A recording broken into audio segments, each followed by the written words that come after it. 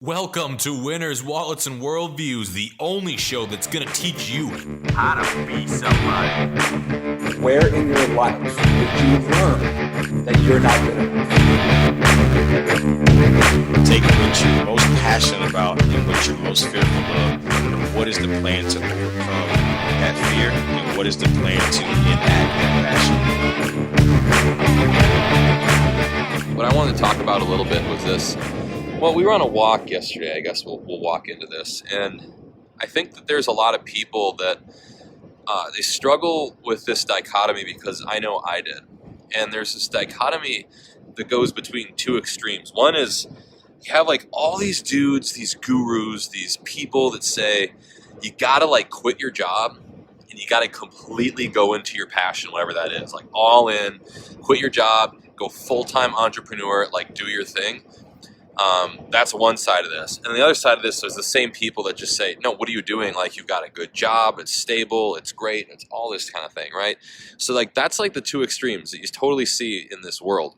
And I just get one or the other. Like, this corporate setting is against this, like, entrepreneurship setting. And I see the line so much more blurred than that. I mean, I can think of a bunch of examples off the top of your head, like people that are entrepreneurs that get like hired into a corporate position and then they go back off into their business and they get hired back in. It's not like it's this like one or the other thing. Especially you see this with people in contracting or other industries like in Hollywood, for example. It's like you are your brand, you represent yourself, you get a business, you get a deal, whatever. So I want to talk about this idea called corporate-preneurship. Corporate-preneurship, which is the idea that the line can be blurred, and that's okay. Okay, the line can be blurred, and that's okay. So let's break this down for a second. Let's say you have a job. Do you have any questions yet, Marissa? No, not yet. Okay, no questions yet. If you have questions on this, please ask away, because this idea of corporatepreneurship is the idea that you can start a business while having a full-time job. You can start a business while having a full-time job. Okay, so most people think that it's one or the other. And I think that if you start studying wealthy people, billionaires, there's one thing they all have in common. And you know what that thing is, Marissa? What? You know what that thing is? No.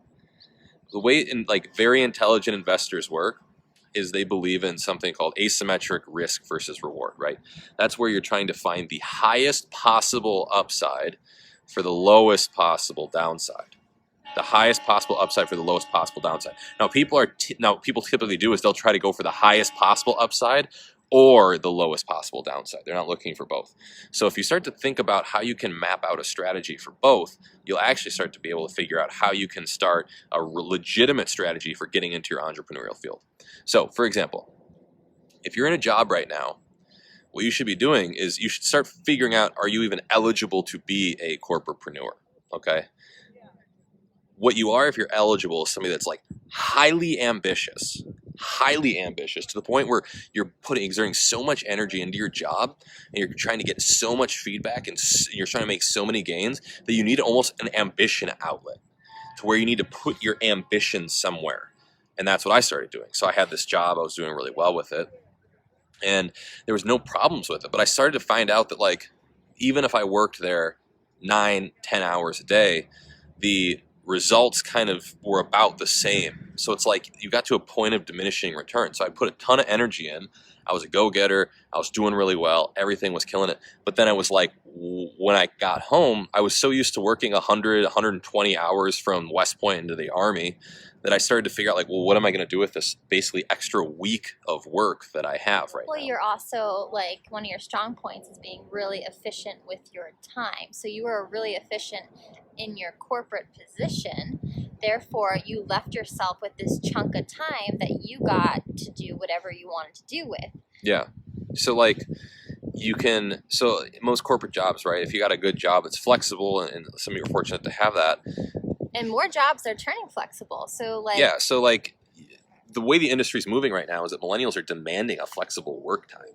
They're demanding like flexible experience. So that means that you're going to have higher PTO, you're going to have more flex time, you're going to have great benefits. Some companies are even doing away with vacation at all. You're working from You just home a lot of the time. You work from home, you show up, you just do what you got to do.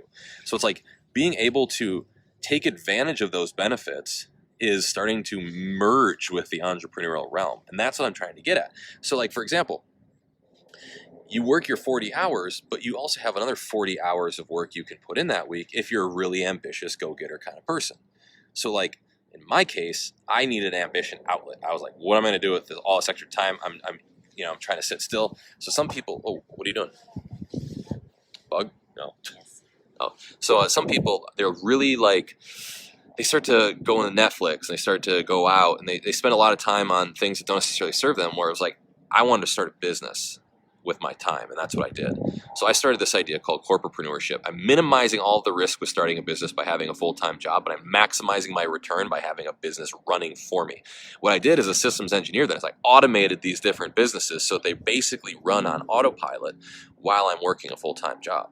And that's done very systematically. And I'm actually going to show, we wrote what, a 60-page book that we're giving to the participants of our personal growth ventures. It's a 60-page book on this about the exact, like, I got infographics, I got breakdowns. It's a workbook that you can go through it step by step and you can figure out exactly what you need to do in your business. So if you guys want a sample of that, reach out to me. I'll send it to you guys. And you can see just a little example of what that looks like. So you can start to build these systems around, like, what business do I start?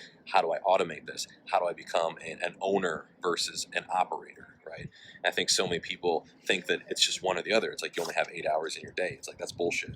You've got 168 hours in a week. What are you going to do with that time? 40 of it spent working. What about the other 40? Those are the things you got to start to think about. So it's like, and I also too, like, you start thinking about, looking at growing your brand and growing your side hustle is like your insurance policy. So I think you should talk a little bit about that. Your job insurance, right? Yeah. So I'm not talking about insurance like your medical insurance associated with your job. I'm not talking about your dental insurance, your vision insurance. I'm talking about job insurance. What if you get fired from your career? Some people will say, well, you should save up a bunch of money and you should have a nest egg. And I say, bullshit, dude. You should have a cash flow machine right there for you so that it's making money if you get fired from your job or whatever, you've got time because you've got another business that's generating income. That's the idea. That's what I mean by job insurance. There could be a huge layoff in your company. You could get fired for saying something. It's fucking 2020. It's 2019 right now. You can just say the wrong thing and offend the wrong person, and you can all of a sudden be out of a job and not even know what you did. I mean, this is the America that we're living in. So it's like, how are you going to figure out what you need to put into that job insurance bucket? That's why I decided I need to start a business. So it's like, you can do that stuff and you can totally run it. Here's the other thing. Some people say, like, well, at what point do you go all in with your business, right? Or when do you go completely all in? It's like, well, let's think about when you really need to go all in. Can you hire somebody? Like, are you better at running your job than you are about running your business? Are there things within your business that you can hire out and delegate? Do you really need to do all of that stuff yourself, or can you hire it in? Can you train people? Because look at a CEO of any massive company. A CEO of any massive company, I'm talking Fortune 500, Fortune 100, they have dozens or sometimes hundreds of sub-companies underneath them. So the CEO has dozens of presidents that might even report to them that run other companies that are just branded something different. So it's like, how do they do it? How does a CEO manage all these different companies? He's just managing as one company. So you guys think of yourself as your organization, as your business. And then you have one of your businesses might be your day job. One of your businesses might be an actual side business. One of your businesses might be another side business. One might be how you manage your investments, how you manage your real estate portfolio, all those types of things. How do you create that lifestyle? And that's what my workbook helps do, is it goes through exactly what you need to do to start managing your lifestyle, start managing your business, start establishing what kind of business need you're fulfilling. I just think that it's like this corporate versus entrepreneurship, because I talk to entrepreneurs all the time. You guys know this with my business, because I coach entrepreneurs a lot of the time, and I coach corporate-preneurs. I coach people that have full-time jobs that end up moving into business. But they almost think that like a lot of these people in corporate think entrepreneurs are just idiots. They think they don't have business acumen. They just don't understand risk versus reward. They're not getting their highest ROI because they make good points. Think about it. If you are getting a 10% profit margin, you need to be making $1 million in sales to get $100,000 a year in profit to basically cash flow the same level as you would if you had a $100,000 a year job. I mean, think about that. So from a risk versus reward standpoint, it makes sense to have the corporate job. But on the flip side, you're capped out at $100,000 a year in your corporate job, and you're going to be getting your 4% raises every year, and it's kind of a joke. So your impact to income ratio is not the same as if you were an entrepreneur. So I say, why can't you have your cake and eat it too? Why can't you do both? I don't understand why you can't. This dude's freaking scooter is awesome. You see that thing? That's a bike. It's a bike with a little motor on it. Slight diversion, but still hilarious. Well, anyway, that's what I'm kind of getting at. That's what a corporate-preneur is. It's somebody that has a full-time job. It's a W-2 job, pays the bills, but they still have a full-time business or businesses that are killing it. That's the goal. I think so many people can create that. So many people can grab onto that because it's like most of us have, like most people get out of college, they follow the system, they get the job.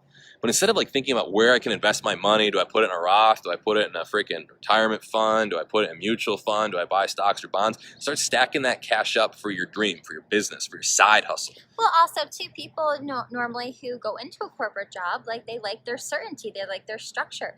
But also, too, start building certainty within yourself. Like, how can you progress forward in starting a business and then now start, trusting yourself more with the tools that you're learning to actually create a business that maybe one day you'll have to end up falling back on? Or, when you come to that retirement phase and you want to do something you're really passionate about, that you have this, well-branded, well-established business that you've been growing for 10 to 20 years, and now you're 60 years old and you want to retire, and you have this business that's already running on its own. So start, finding the certainty within yourself. Don't look for other, areas of certainty, within your job, within your boss, within the structure of the corporation you're in. Start building certainty within yourself by building your brand, building a side hustle. That's a good point. Establishing that footprint, right? Yes. Is what you're trying to do is build a big footprint, build a big brand, build something established to your surroundings, right? And I think that's totally fine. That's what you want to start to look at. So those are some thoughts. And I wrote, like a 4 or 5 page blog article on this subject that I encourage you guys to go check out because it lays out exactly what you need to do to start figuring out, first of all, are you qualified? What I mean by qualified, it's not like you're not qualified. It's just like, do you want to take that on? I mean, so many people I want to work my 40, I want to go home, I want to boat on the weekends, I want to just watch Netflix and curl up on the couch. It's like, good, that's your life. Like, if you don't think you have more purpose in your life than that, I'll challenge that. I think you do. But if that's what you want to do, I'm not going to make you do something. I'm not going to make you live your purpose. That's up to you. I'm saying you probably have a bigger purpose than that, but if you don't want to live it, that's fine. I don't really care. The real fact of the matter is, though, here, guys, is you have the potential to do this. So if you're qualified, that means, are you willing to take that on? An extra 40 hours a week of work. Do you want to do that? Are you crazy enough to do that? I was, yeah, I am. It's freaking nuts. I'm 7 o'clock on a freaking Monday night. I'm talking. I mean, it's just like, I need to keep hustling. We need to keep growing. I spent my entire weekend writing a 60-page workbook for personal growth ventures. Like, these are the things I want to do because this is my purpose. Turn the camera to me because it is so good. And if you are coming to Personal Growth Ventures in St. Lucia, you are getting this 60-page workbook that's going to break down everything we're kind of talking about today into like micro sections. So you have so much clarity around your personal brand and the side hustle that you can produce even if you are in a corporate position right now. You are maybe working 40, 60 hours a week, and how can you start building up your voice and into this passion that you may have to start your own business? And it doesn't even have to be your own business. It can be like, I strategically designed this course to where it can work for you, or it can work for a business that you have. I mean, you can work on yourself. You can substitute, instead of my company, you can put your name right there for all I care. It works exactly the same. I designed it specifically for that. Well, no, you don't even have to start your own business. You can be an affiliate of somebody else's business and still make an but additional $100,000 the way I designed the book was strategically, so like if you just crossed out your company, you could put your name there and it'll still work. Mm-hmm. So like, for example, the opening piece of this is we first go over the trifecta: time, energy, money. What did I figure out early on that made me want to be a corporate-preneur was I said my energy was extremely high relative to everybody else. And I also knew that 40 hours a week, everyone says, oh, that's a lot of time. It's like, no, that's not a lot of time. You have 168 hours in a week. I call bullshit if you think you don't have time. So I said, I have time and I have energy. What can I do to use that to create more money? So understanding that trifecta, that's the first piece of this. The second piece of this, in the book, this is how it goes, is we figure out what is your strengths, what are your weaknesses, what are your strengths, what are your passions, and what is marketable. And if we find the middle ground of all three of those things, what your strengths are, what you're passionate about, and what's marketable, what's valuable, what the customers want to buy, what the world needs, that type of thing, then we can really hone in on what you're going to bring to the table. That's exactly, I'm not what you or your company are going to bring to the table. They both work. You do this. I do the same exercise with small business owners as I do with people. It's the same exact thing. So you have your strengths, your passions, and what's marketable. The middle ground, boom, that's your freaking purpose that we're going to dig into. And that's what we start to move into. I have graphics, I have tools, I have techniques, I have books, I have all this stuff. We're going to go through it in detail at the Personal Growth Ventures seminar. But for now, if you guys want a sample of this stuff, send me a note. Send me your email. I'll send it right to your email inbox. It's completely free. I just want to show you guys this so you can start working on it with yourself. Some people say, I don't have the money to go on this retreat with you guys. I'll give you the resources. If you use the first couple pages of this book, you will be able to pay for the retreat in the future. I guarantee it. That's how serious I am about using these techniques. I use them for myself. Marissa and I use them. This is how we go through how we use our own businesses. This is what we do. So 60 pages of that, I could go in all day on that. But being a corporate-preneur, you could be working a full-time job and starting a business, multiple businesses, and still killing it. I started 3 businesses while I was working a full-time job. You can do this stuff. And all those businesses individually made about more money. They gross more income than my actual salary did. But the thing is, there's a lot of good reasons to stay in your job. That's the thing. And it's fine. You want to be able to create systems. It forces you to create systems for those small businesses. And that's what this is about. How can you automate your businesses to the point where you can actually work a full-time job, or you can go fishing for all I care? That's what we're trying to create, that kind of lifestyle. So that was the note today, folks. Thank you so much for listening. A lot coming at you, totally different. We didn't have Mike today. We didn't have Dan today. We didn't have everybody in the full house. Beautiful scene. Just have this scene right here. That's all we got today, which is, I think, totally beautiful. But who am I to judge? We're in the beautiful, beautiful state of Wisconsin. Side note, if you guys have any thoughts, if you've ever been to Scandinavia and you say something you got to check out when you're going to the Scandinavian countries like Sweden, Norway, Finland, Russia, Estonia, Germany, Denmark, let me know, because we're going there next week and Marissa and I want to know Norway. All the fun places to check out. But guys, like I said, if you're interested, I've been very vocal and I've been trying to make very available all this Personal Growth Ventures content for you. I want you to know exactly what you're getting when you come to the seminar. It's going to be very, very structured to the point where you'll start to see, you'll have so much clarity on your goals, personal goals, business goals, whatever you choose to focus on. I made it strategically work for both of those types of things. So with that said, folks, have a fantastic evening. It's a beautiful day here, and we're going to enjoy the rest of it. Peace out, buddy. What's up, everybody? This is your host, AJ Armstrong. You can follow me on Instagram at AaronArmstrong33. That's Aaron Armstrong 33, or you can go to my website, aaronjarmstrong.com. Thanks so much for listening through to the end. I wanted to also introduce you guys to our Facebook community. So you can go to Winners Waltz Worldviews on Facebook, and it's a group where we can offer, different opportunities for you guys to ask questions. If you have a Q&A or something in your business or a challenge in your life that you want to bring up, that's the community to ask it, and then I can also share that with all of our listeners on our social media platforms. The final thing I wanted to share with you guys, something that Marissa and I have been so excited for. It's been really chomping at me to freaking tell you guys. And it's our Personal Growth Ventures Retreat. So our Personal Growth Ventures Retreat is going to be located on the island of St. Lucia. It's going to be a business seminar combined with personal growth and development. And we're also adding in something nobody else has ever done in a seminar that I've heard of. And that's fitness and adventure. So these are the things that are going to help push us to our limits. It's going to help us break through our fears. And these adventures are going to be one of a kind. If you want to find out more about what our adventures entail, what's going to be involved in the education session, and where this is all going to be happening and when, you can go to our website, personalgrowthventures.com. That's personalgrowthventures.com. It's also going to be located in the show notes. So with that said, guys, thanks so much for listening through to the end. Once again, go be somebody.